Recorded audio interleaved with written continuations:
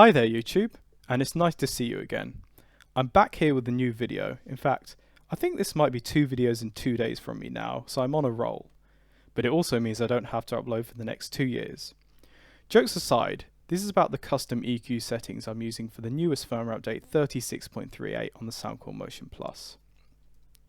As you know, I'm on the quest for the most balanced and hi-fi sound I can get out of this speaker, and I do think these might be the best settings I've found yet.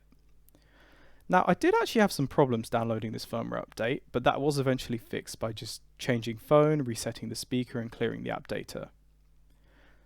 Overall, in the past few firmwares, I do think there has been some changes in the sound signature, if not small ones. But in the current firmware update, just from 35.38 to 36.38, I don't really believe there's been any changes. In fact, one very small change that I'm going to show you now. So this is the previous firmware update, 35.38, and the red is showing the frequency response. And here's 36.38. Back to 35.38 and 36.38. Now it might look like something's changed, and actually that could just be because I mismatched the volume. What actually happened was when I completed the firmware update, it reset the volume, so I had to try and find the right step again. So what I did was increase the volume by 1 notch to try and match it again perfectly, and that's shown here. So the previous firmware 35.38 and 36.38. You can actually see everything's increased slightly now. So what I believe has happened is they've either slightly increased or slightly reduced the volume. I say that because I wasn't able to match it perfectly, even with these 2 steps that are right next to each other. Now, if you're wondering what actual changes in the frequency response have happened other than, overall volume, I don't think there have been any. So if I show you here, this is the previous one in red. This is just everything else removed, so it's easier to see. And the newer one in green. It might look like it's changed, but I've superimposed it here. And we can see it's pretty much the same.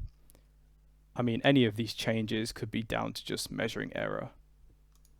And it's the same thing actually, consistent when I measured with 1 step less. As you see, the blue is the new one, the red's the old, and it's pretty much the same. Now, what you've actually been waiting for, the custom EQ settings. Here they are.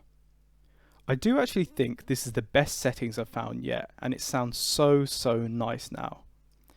Now, you might be aware, I did actually mention there's a kind of 3 kHz bump that you can't really remove because this EQ is limited. Again, I can try and show you that here. You can easily see this kind of bump in this area. And I did mention you can kind of reduce that by increasing all the bands. But what I did actually find is if you increase the upper treble 12 kHz band to max, you kind of get some rendering issues. I'm not sure what happens, but it sounds slightly honky or something. So what I have done is just left that here. I do actually think like this, it sounds more accurate, and maybe I was just kind of addicted to this slightly extra upper treble beforehand, but it sounds so good now. So balanced, neutral, but full-bodied and sparkling. I do recommend you try these yourself. Maybe pause the video here and try it. And I do think for outdoors, you could increase the bass a little bit and the treble a bit if you like. Anyway, I hope you appreciated the update and have a lovely day.